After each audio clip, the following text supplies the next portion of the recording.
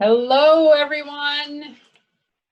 We are just going to give it a minute to allow everyone to click on, and then we will let the opening ceremonies begin.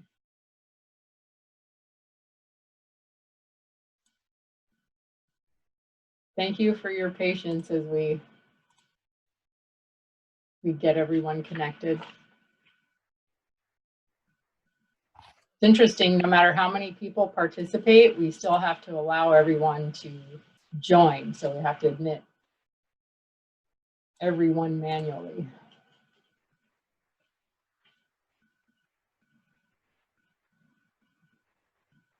But we are thrilled with the amount of participation in this virtual peer apocalypse. It's the very first one. So I just want to extend huge gratitude to every one of you who have joined us.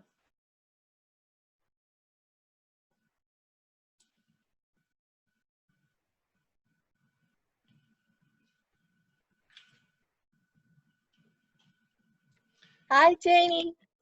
Hi. Oh, Michelle. Oh, I wish I could give you a hug right now. I know. It's Renelle, though, not Rochelle. Oh, Renelle. Yes, I'm Renelle. sorry. Oh, my gosh. It's okay. I always forget your last name changed. I always forget that. I still call you Janie Marsh. It's okay. I answered to it. Just like I answered to Jenny, Jamie, all the things. I apologize.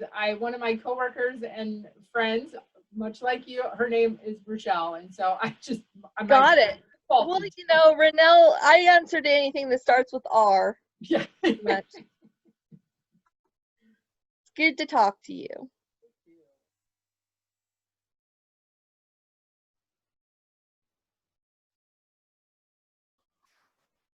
Good morning, Janie. It's Tony from Hawaii. Hi. I'm going to mute. The host is muting me, so I just wanted to say good morning. Yes. Good morning. Yep, we almost have 200 people joining us, and I will get started in to just respect the schedule and everyone's time. But we still have people, many are joining. So hello, good morning, good afternoon, good evening, depending on which part of the world you are joining us from. I am Janie Gullickson, Executive Director of the Mental Health and Addiction Association of Oregon.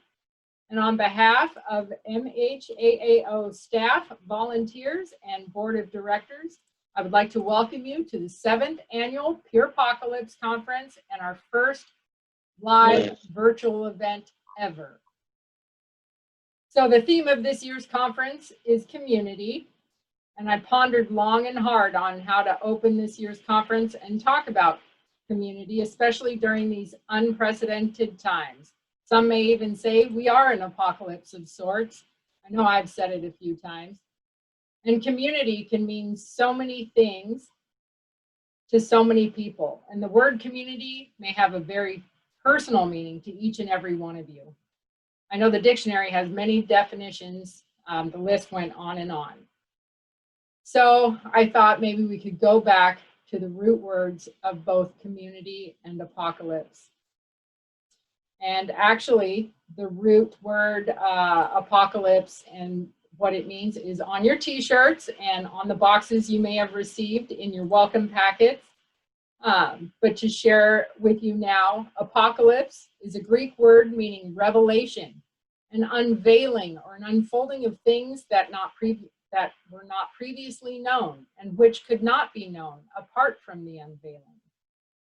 And then the Latin word communitas refers to an unstructured state in which all members of a community are equal, allowing them to share a common experience, usually through a rite of passage. So I'm pretty confident that those two root words describe the Peer Apocalypse Conference perfectly. And with that being said, let the unveiling of knowledge and community begin.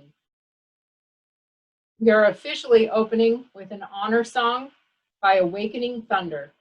Please join together in community with great respect as we kick off Peer Apocalypse 2020.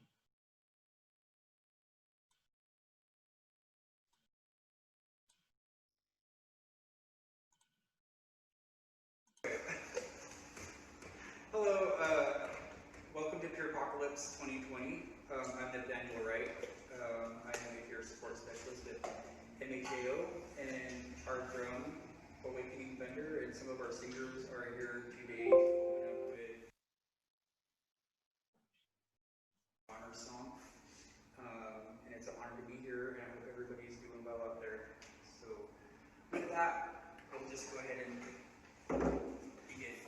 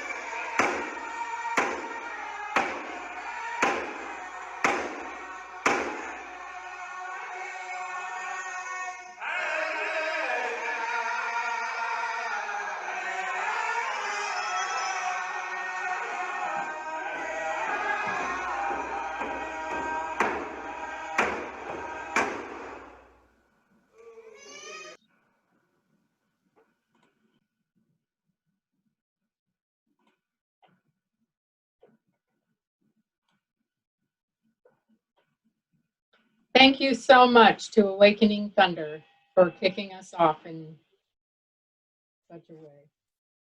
Next, I would like to welcome and introduce the Oregon Health Authority Behavioral Health Director, Steve Allen, to share a few words with us. Thank you so much, Steve. Thank you, Janie. Can you hear me? Yes, yes, we can. Awesome. Well, thank you so much for the invitation to be here today. I'm honored and excited. I mean, come on, Peer Apocalypse. It's a cool name, 2020, and huge representation across Oregon, across the region, across the United States, and even globally. This is a remarkable event. And your choice of community this year, I think, could not be more timely or appropriate. All we have to do is look around us and see the impacts of the pandemic, increasing uncertainty and anxiety, the isolation that often comes with the disruption to how we normally take care of ourselves. And all of this is amplifying things that those of us who have addictions and mental illness may already be experiencing. So while this pandemic has increased community challenges that impact those of us with mental illness and addiction, I think that's where the solution lies as well. And as peers, I think this is your wheelhouse. This is what you can do better than anyone, because you have literally been there and done that. You know the power of relationships. You know how important it is to make and keep and build connections.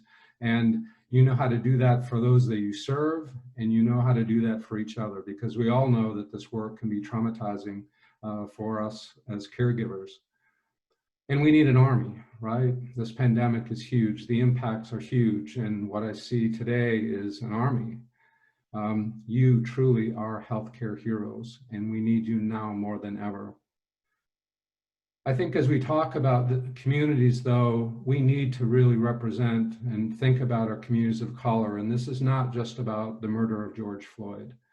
For our communities of color, all of the factors that have led to the inordinate impacts, the disparate impacts of this virus and the pandemic on our communities of color have been there not just this year or for decades or for generations, but literally for hundreds of years.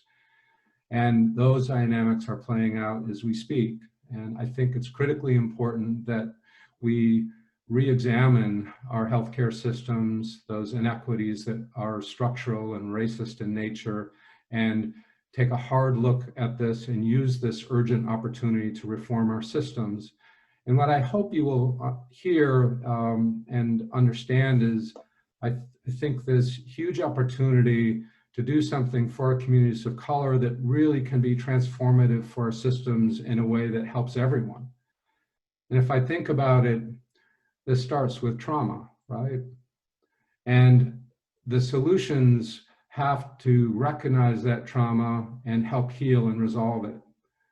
I think the solution also has to do with sharing of influence and power, and to be guided by the wisdom of those who need these services. And as I think about it, the peer movement and the steps that it takes to develop more responsive services for our communities of color are one and the same. Recognizing trauma, sharing influence, and being guided by the wisdom of those who need these services that we're working to provide. Nothing about us without us, right? And I think this starts with me, and I think this starts with OHA. And so my commitment to you and to the state of Oregon is to have deeper connections with people who need these services so I can hear your voices. And my own thinking and the changes to the system that are needed to make it more responsive for all of us can start with me. It obviously takes more than me, it takes an army, right? But I think this will be an important step for me, and I think can help guide our thinking at OHA and beyond that. So I've already started a series of town hall meetings with our Black African-American community, communities of color in combination with Multnomah County, exploring this with other communities of color. I've started a conversation with NAMI about doing the same thing for outreach for people who are connected to the NAMI organization, and I don't want to stop there. Brandy Helmsley is assisting me in setting up office hours so that I can be accessible as possible for people who have thoughts about how to make this system better, because it needs to be. The system needs to be simpler to access for those who need services. Our system needs to be more responsive to the care that people need and needs to drive towards meaningful outcomes for individuals and for our communities. So I'm very excited for this conference, Peerpocalypse 2020. Congratulations, this is tremendously exciting. Thank you again for allowing me to have a voice in this, and excited to hear what happens. So thank you so much, Janie, and thanks to all of you. Thanks again, Steve, for taking the time to join us. And now it is time to introduce our first keynote presenter of Peerpocalypse 2020, Dr. Nadia Richardson. And I'll take a moment to introduce her a little more in detail. Dr. Nadia Richardson is a health equity educator focused on fighting health disparities. She is the founder of No More Martyrs, a mental health awareness campaign that seeks to build a community of support for Black women and girls. Through No More Martyrs, Dr. Richardson hosts signature events such as the annual Minority Mental Health Awareness Summit, which attracts participants from across the United States and Canada. She is an innovative educator and committed community organizer. Her professional experiences include over 15 years working in nonprofit organizations and at various educational institutions. As a university instructor, she has developed and taught courses on diversity, social justice leadership, health disparities, bioethics, culturally responsive care, and academic potential. She has also led mental health advocacy workshops at universities such as Providence College, Bucknell University, University of Massachusetts Amherst, Auburn University, and Birmingham-Southern College. Dr. Richardson is a member of the University of Alabama at Birmingham, Minority Health and Health Disparities Research Center, Community Advisory Committee. In 2017, she spoke at a congressional briefing on Black women and mental health on Capitol Hill in Washington, D.C. by invitation from the office of Congresswoman Robin Kelly. The briefing was organized through the Congressional Caucus for Black Women and Girls. In addition, 2017, the National Minority Quality Forum selected Dr. Richardson as a top 40 and under 40 leader in health. So please join me in a resounding welcome to Dr. Nadia Richardson. Hi, everyone. How are you doing? I am loving all of the faces. I'm seeing the thumbs up. I'm seeing the, all right, shoot me the deuces. That's all right. That's cool. I'm seeing the, okay. Yes, I love this. Okay, I am really excited to be here. And despite that lengthy bio, this is not going to be an academic presentation. That's not what we're doing right now. This is going to be a kickoff to the phenomenal conference that Peerpocalypse is going to be hosting over the next few days. So I'm excited to have a conversation, like a real conversation, and talk about what community means to us. I love the energy of the chat box. I've already popped in there a couple of times. And so I appreciate the energy. I appreciate the faces. I appreciate the hair color. I'm seeing a lot of different colors here in these pictures. And what I'm going to try to do now is share my screen and jump in to today's discussion.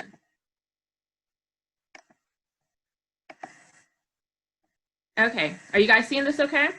Thumbs up? Perfect, perfect. So let's see if we can move this along.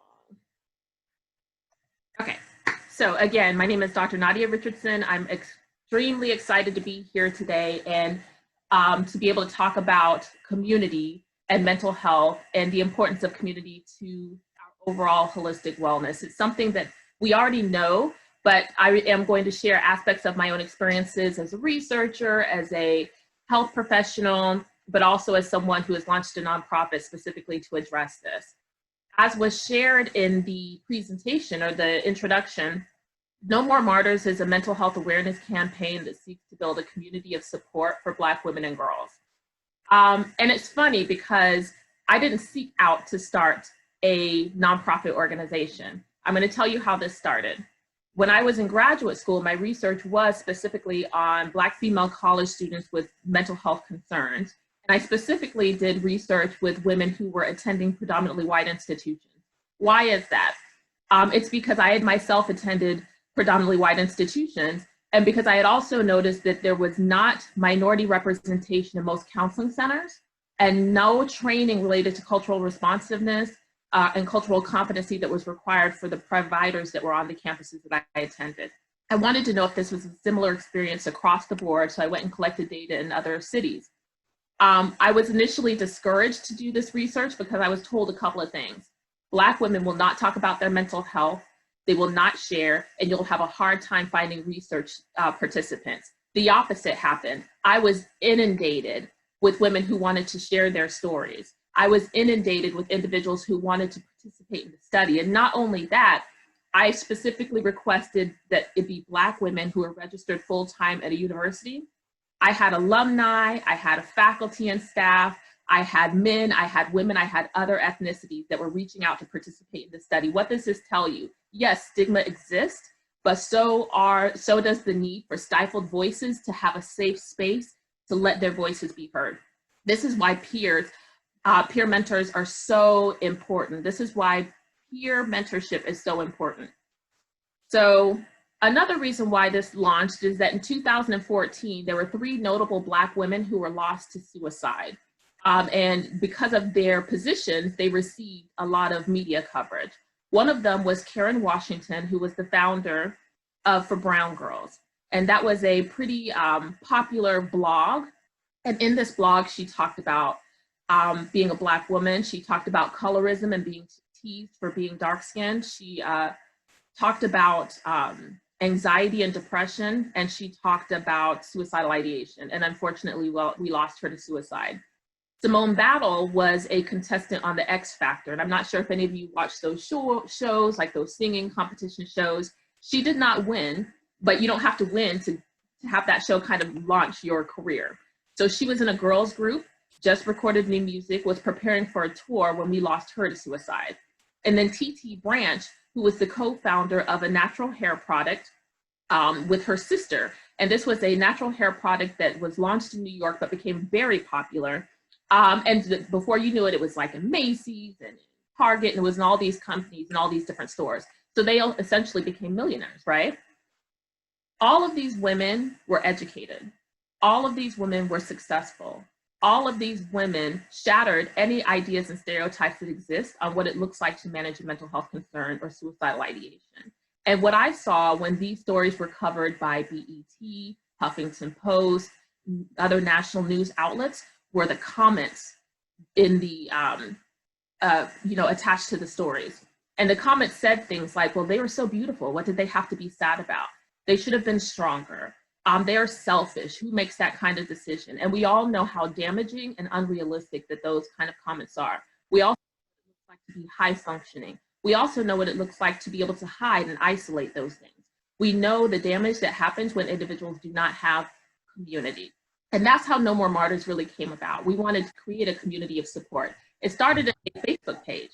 No real goal of starting an organization. I started a Facebook page named No More Martyrs because one of the articles mentioned Karen Washington as a martyr, but also because my research used Black feminist thought, and there's a concept of martyrdom that really expresses how Black women are socialized to be of service to everyone else but themselves, and essentially martyr themselves by keeping their own needs silent and to themselves.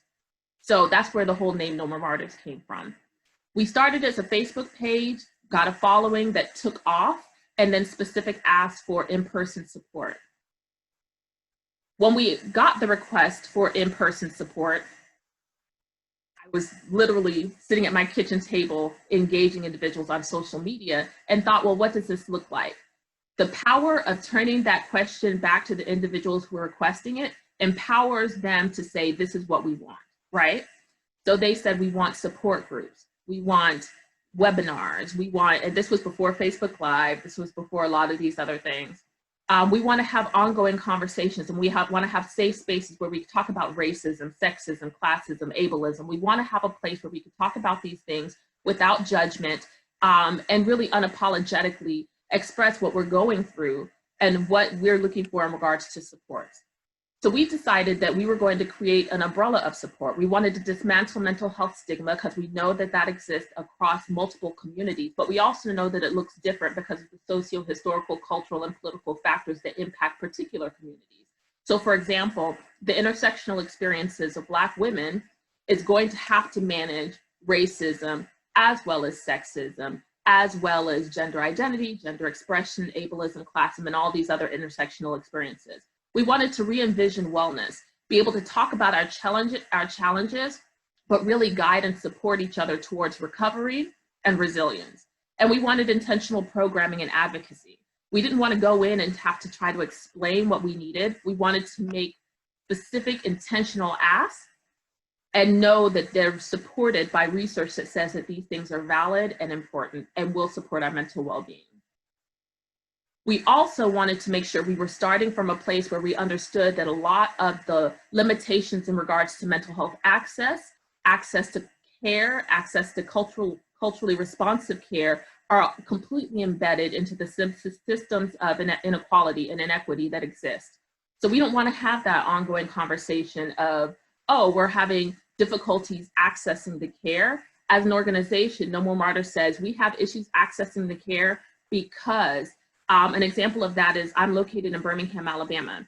We might have access to care because of transportation issues, right? But those transportation issues are specifically linked to Jim Crow laws and redlining that make it difficult for different communities to access maybe downtown or a particular side of town without transportation. We're having those kind of conversations. So we're not just saying we need access to care, we're saying we need access to care, but these are the reasons why that access is limited. And so if we're going to really truly offer culturally responsive care, we need to address those things as well.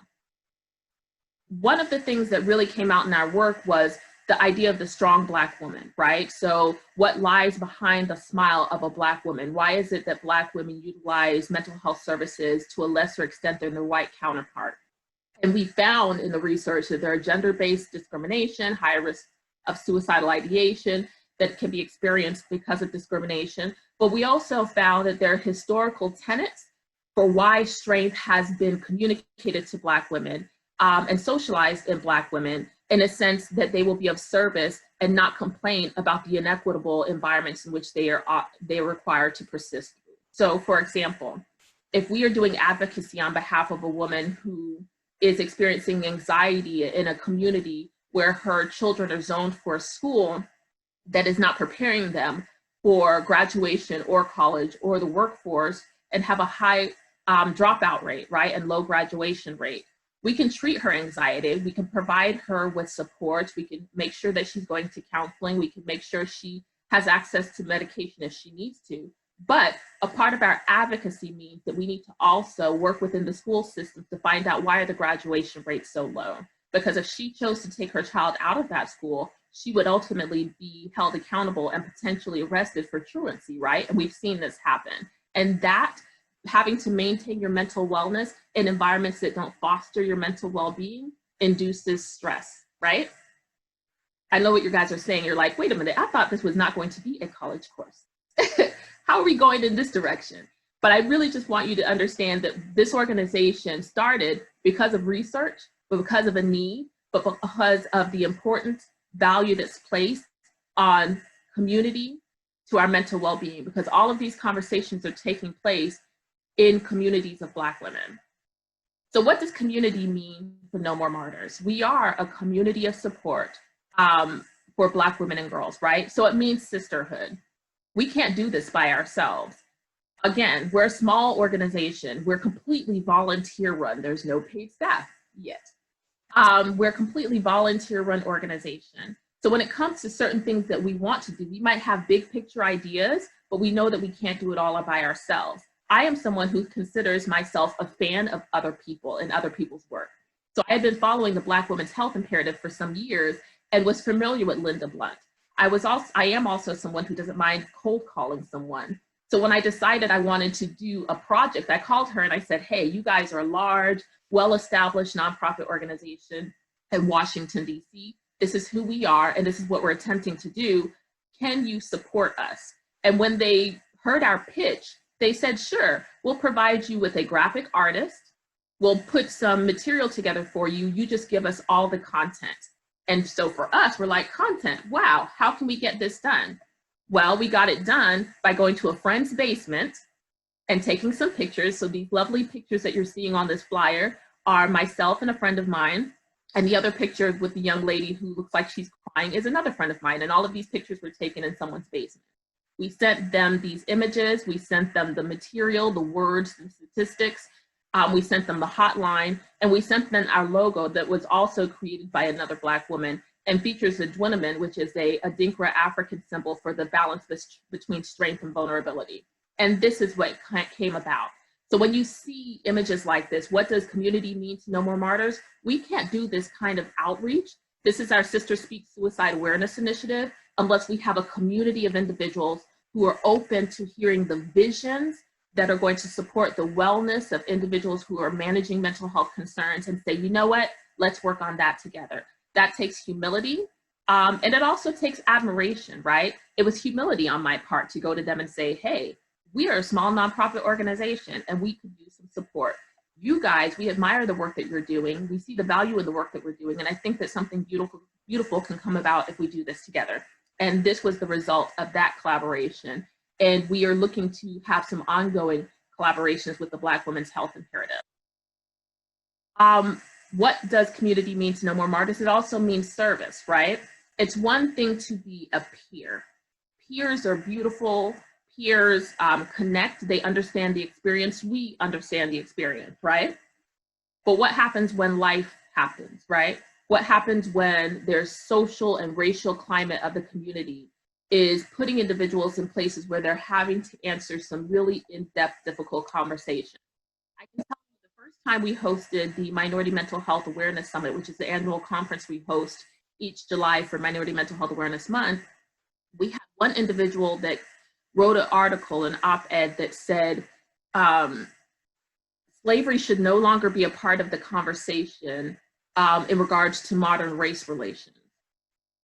And what was so disheartening was that the individual who made that post was a mental health professional.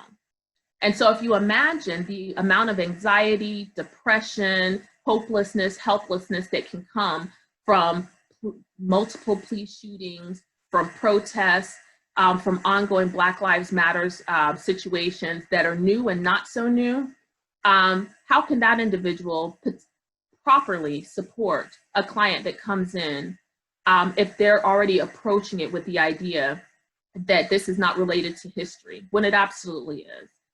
We also know that nothing is new under the sun, right? So we know about George Floyd and Breonna Taylor. We also know about Trayvon Martin, that was some years back. But how is that similar to Emmett Till? These are things that have been going on in our country for so long. And in order to provide culturally responsive care and truly be of service, we have to have these conversations, and we cannot shy away from them because they matter to our mental well-being. No More Martyrs has played a part in that. For example, in Birmingham, Alabama, when the Birmingham Civil Rights Institute attempted to rescind an award that they were giving to Dr. Angela Davis, the community came together and put together an event where they honored her and they recognized her. And a part of that event included activism training and social justice training. And No More Martyrs was invited to be a part of that. And we talked about activism burnout and advocacy and social justice work and how to maintain a balance as someone who is actively involved, but also how to support someone who may be managing racial trauma, right? This is a part of being service, being very intentional. Again, that was mentioned in the bio is that we were also invited to Washington, D.C. to speak at a congressional hearing. And this invitation came from the office of Congresswoman Robin Kelly. And it came specifically because, why? We cold called them. And this is another one of those stories about service. We cold called them during a trip to Washington, D.C. We were speaking at a conference, asked if we could come and speak to them about our organization. We met with them, spoke with them, talked about the work that we were interested in doing. And in this particular meeting, we talked about training law enforcement on how to de-escalate situations when they engage someone who is in mental health distress. Because research had found that if you are Black and brown, you have a higher chance of being deemed as aggressive and potentially harmed or shot. What happened after that meeting is something I will never forget. I got on a flight, I flew back to Birmingham, and before I could even get off of my plane and turned my phone on, someone called and said, "Did you see what happened in California?" And I said, "No, what's going on?" And a young lady who was bipolar and went into distress behind the wheel of a car was shot and killed by police. So I was able to get off the plane, call back to DC, and say, hey, this is exactly what we were talking about. These are the kind of things that happen, and we need to figure out why and hold law enforcement accountable. And their response was, we know, we're aware, we're on the phone right now, and we want you to come back to DC. So that's how we ended up coming back to DC to be a part of this congressional briefing. What does community mean to No More Martyrs? Community is sacred, right? We talk about it sometimes as though it's not as important, and we don't prioritize it in the same ways as we may our counseling sessions or our medication or our health plans, but truly it's sacred. Audre Lorde said, if I didn't define myself for myself, I would be crunched into other people's fantasies for me and eaten alive. We have to decide for ourselves what is important for us. Community is important. We have to make time to connect to ourselves, but also connect to people who can authentically see us for who we are without any expectations placed on us, any expectations on what it is to be a man, a woman, a member of the LGBTQIA population, someone who is able-bodied or differently bodied, someone who has multiple degrees, someone who never graduated high school, right? I would always say to people that, you know, I could get 6 PhDs and I'll never be as smart as a grandmother who has lived in a community for multiple generations and watched that community change, grow, and raise children out of that community, right? Because she's going to have a sense of the world in a way that I might not, because she's been here longer, because she has supported individuals through different aspects of their life. So it's sacred. Community is sacred. Being able to appreciate everyone where they are in their journey is sacred, and it's important. Our first grant as an organization was to go into churches and talk about mental health stigma, specifically in the Black community. And a part of that was because the research that I conducted actually put a not so positive light on how churches were engaging individuals who had mental health concerns in their church. A lot of what the women I spoke to when I conducted my interviews was that if they prayed harder, right? If they went to church more, they're too blessed to be stressed, all of these different things, God could heal them of their anxiety, depression, significant mental health diagnosis. And that was actually, as you are aware, can compound the feelings of anxiety, right? It can really kind of blame someone for their own diagnosis versus supporting them. So we've had some trainings where we went in and trained pastors in Black churches in the Civil Rights District in Birmingham, Alabama, and then held forums to talk about mental health stigma. One of the beautiful things that came out of that, well, two beautiful things, is that when I attended some of these churches afterwards, the pastors actually incorporated new messaging into their sermons, right? Where they talked about mental health in different ways. Another beautiful thing that came out of that is that some of the pastors would pull me aside and say, you know what, I'm diagnosed and I'm taking these medications and I'm afraid to let anyone in my congregation know because I don't want them to think I'm weak. And so now, guess what? I get to pull them into this community that says you're not weak. You're not. You are fully capable, fully able. You have a diagnosis, but guess what? There's a community of support. There's a community of peers. There's a community of individuals who are changing and normalizing and empowering ourselves to say, this is what it is. And we are fully capable of all the things that any able-bodied person is, right? We also do this in saying, normalizing again, the conversation around mental health, having that conversation that says, I am seeing a therapist, I am taking my medication, I do adhere to a recovery plan, a health plan. I have had issues with substance abuse because I didn't properly have my diagnosis and didn't recognize that I was using maladaptive coping mechanisms. I am redefining strength, right? I am a strong Black woman, but that doesn't mean I'm going to kill myself trying to be strong. I'm going to recognize that I'm strong even in my weaknesses, and I'm going to embrace wellness and build community because that community is going to support my wellness journey and hold me accountable for when I don't do the things that I'm supposed to be doing to take care of myself. And then finally, What does community mean to No More Martyrs? It means storytelling. And this is why peers are so exceptionally important. One of the things I found frustrating, even in my research, even before No More Martyrs was created, was to go into spaces where mental health was discussed, right? And there's PhDs and there's licensed mental health professionals, and there are all these people in the room, but no one who has the lived experience. And so I would always interrupt that conversation and say, you can't talk to people. You can't talk to people. You have to discuss with people. That perspective is needed. And if that perspective is left out, the plan, whatever policy, whatever program you're creating is not going to be as impactful or productive because that voice and that story is what we need.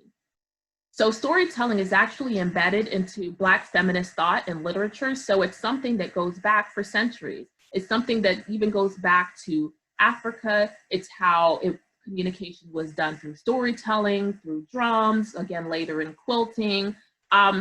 It's how we talked about health. Even now in Africa, in the public health arena, storytelling is used to do health outreach, right? So HIV health outreach, sexual education outreach. There's a lot of storytelling. There's also performance, like plays and acts and little things that are put together to communicate, because we do know that research is valuable, important, but putting a face to the research, it's one thing to say 3% of the PhDs in 2012 went to Black women. 3% of the PhDs in 2012 went to Black women, right? That's a statistic. It's one thing to say that in 2012, I was one of the 1,052 PhDs that was awarded to Black women out of 50,000, and you see the face, right? It's more impactful than just a statistic. It's a person, it's a story, it's a life, it's an experience, and it's gonna put more context and layers to what we're talking about. The same thing goes for mental health. So when No More Martyrs started to do our lunch and learns, we started to do webinars, we started to host a conference. One of the things that we were very intentional about is that every panel included a licensed mental health professional and a peer. It had lived experiences, it had advocates, it had artists, it had poets, it had meditation instructors, it had nurses, it had doctors. It was not a room full of talking heads with multiple degrees. It was individuals who knew what it was to be a Black woman living with a mental health concern. The same intent was done with our conference that we host every year. Even though No More Martyrs is a mental health awareness campaign that seeks to build a community of support for Black women and girls, our conference was truly minority. We had LGBTQIA speakers, Native American, Hispanic. We had multiple representations, underrepresented, disenfranchised, because we know we're trying to move away from the term minority, right? Representations and different experiences in the room. And it was very intentional that we were able to talk about race, ethnicity, class, gender, ability across multiple arenas as it relates to mental health. And half of the speakers were licensed mental health professionals, but the other half were individuals who live with a diagnosis. And that was very intentional. It's the same intent that we take into our sister support meetups that we host. And in this group, we go to the groups when we establish them and ask them what they want. And for some cities, they may say, we want it to be fully and exclusively for Black women. And if that's the request and if that's the desire, we allow that, because we also know that there is value and support and research that says that having spaces where you don't have to explain the nuances of what you're feeling as a Black woman actually promote and sustain mental well-being as well. Another reason storytelling is important, and I'm going to wrap up, is because we don't always get the full story, right? When you see the news, when you see something going on in the news, you always get the mugshot and the sensationalized image. So how many of you remember Ebony Wilkerson? This was in California a few years back. She drove herself and her children into the ocean. And of course, people ran out, they were able to pull her out, they were able to pull the kids out. She was arrested. The story went across most national news outlets. And this is why we have to stay away from the comment section of a lot of these articles. The comments were, what a horrific woman. You know, some people should never have children. She should never have access to her children again. She should die in jail. She should this, that, and the third. But without storytelling, you don't get the full picture. And the full picture was she was admitted into a hospital. She was in full and absolute distress. And the exact moment that she drove her car into the ocean, her sister was on the phone with 911. And she was frantically crying and saying, how could they let her go? I need help. She's probably going to go for the children. Why would they let her go? And this speaks to, again, access to care. Did they run out of beds? Did they minimize her distress, which is connected to implicit bias that really doesn't fully acknowledge a Black woman's pain? And who was she really, right? Her sister cared. Her sister was aware. Her sister was panicking that they let her go, that the hospital let her go. But this was the only image that the news put out. I had to search for this image. Ebony Wilkerson, a mother, a nurse, an educated woman who went into distress, was hospitalized and released before she was ready. These are the pictures that you won't see on the news. These are the pictures that we won't uncover unless we do the work of storytelling. And storytelling builds community because by telling her story, we can surround her with the support she should have gotten before that tragic day even took place. Sandra Bland is another story, right? There's an entire discussion going on right now in the Black Lives Matters movement because of the number of activists who have turned up as having been lost to suicide. Now, it's a difficult discussion, right? Because could it be suicide? Absolutely. We know that racial trauma, racial distress, activism, burnout can all lead to suicidal ideations. We know that. We also know that lies exist, cover-ups happen. We also know that untruths are rampant in a lot of our institutions, and that we may never know the full story of Sandra Bland. But it's a story that we need to continue to tell in a loving way that supports her and acknowledges her for the work that she did do while she was here, and the work she could have done if she was able to stay with us. Finally, Michelle Shirley. So I already told you when I was in DC and met with the Congresswoman's office, then flew back to Birmingham and got a call about a young lady in California. Michelle Shirley was diagnosed as bipolar. She was a recent law school graduate. She was a mother. She was also an advocate. She did PSAs about her diagnosis. She did work on behalf of normalizing mental health. She did videos, she did speaking engagements. She was doing the work to understand her own experiences, but also create an environment with others would have their experiences understood and supported as well. She went in distress behind the wheel of a car and was shot and killed. I am in contact with Michelle Shirley's family and the legal team, and multiple times in speaking with the mother, even as early as a few months ago. The request and question is always, why shoot first? Why shoot first? Why shoot first before you find out what's going on? You saw someone behind the wheel of the car seemingly that she was in distress. How could you tell that she wasn't having a heart attack?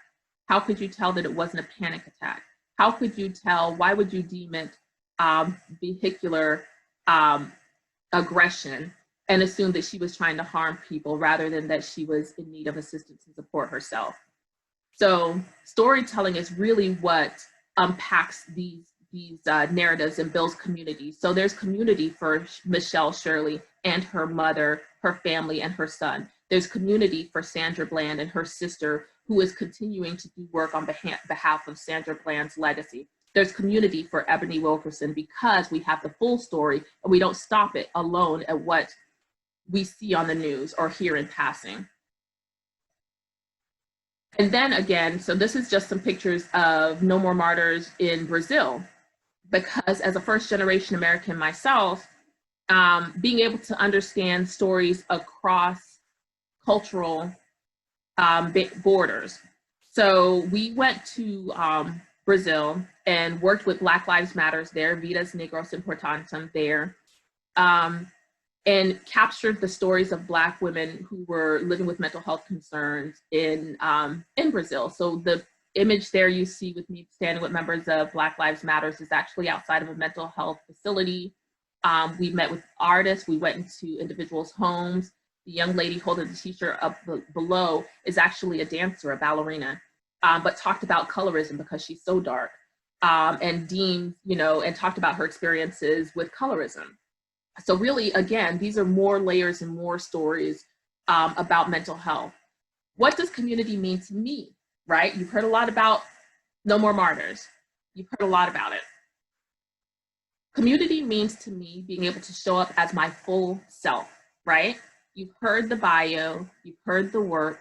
I like to talk because I've been talking a bit now.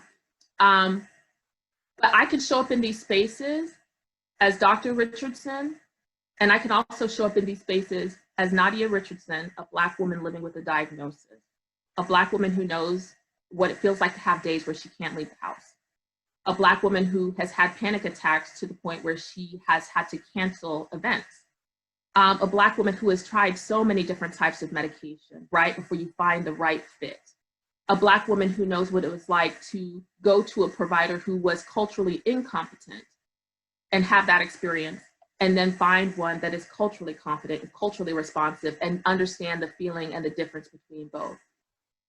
Community means to me that in creating No More Martyrs, I was actually creating a community I needed for myself and I didn't realize it. I saw a need and I reacted to the need, but in reacting to the need, I saw more and more of myself in this work and realized that this community that we're able to support supports me in the same way.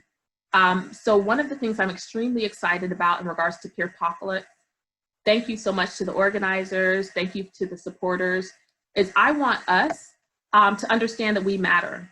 We are relevant. We can be our whole selves when we're doing this work. We have everything we need because we have ourselves and we have each other. We can support each other in this work. What I've said to multiple people in the multiple conferences that I'm able to go speak is that if I have a stage, you have a platform, I'm never, ever going to go into a space and not be able to bring in the peer voice. I'm never going to go into a space and not bring in the lived experience. I'm never going to go into a space and not make sure that we are normalizing, truly normalizing the experiences of living with mental health. So I actually am excited for all the things that you guys are going to learn today for the course of this conference. And I'm so thankful to be here. And I hope that you will stay in touch. You can connect to No More Martyrs on Facebook, Instagram, Twitter, LinkedIn. And I'm really excited to see the work that we're going to do going further. And I celebrate you for the work that you've already done. And thank you so much for allowing me to be here today. Thank you so much, Dr. Nadia. I hope that you can hear in your heart the crowd across the world on their feet, just so grateful for your time and your sharing today and your ongoing, the work you have done and the work you continue to do and who you are. If it didn't show up weird, I would be standing and wanting to run up and just be in your presence. So just thank you so much. Thank you. You guys enjoy. I will be popping in and out. I might hang out in the chat box for a minute. And I look forward to seeing the rest of the event. And as we move on to the afternoon, I just have a couple of short announcements. If there are multiple workshops you would like to attend that are scheduled at the same time, we are recording most, if not all of them. And so the opportunity to watch them at a later time and still get those continuing education, hi Jackson, those continuing education credits will be available to you. And just also a reminder, if you log on to a workshop, it takes a minute for the host to admit everyone. So please just give some grace and some patience. We will try and get you connected as soon as we can. But yes, day one, so far a success. I'm so glad to see all the faces. I wish I could give you all a more personal hello, but hope to throughout the conference. I see so many new faces, friends, colleagues. Just thank you for joining us and see you tomorrow.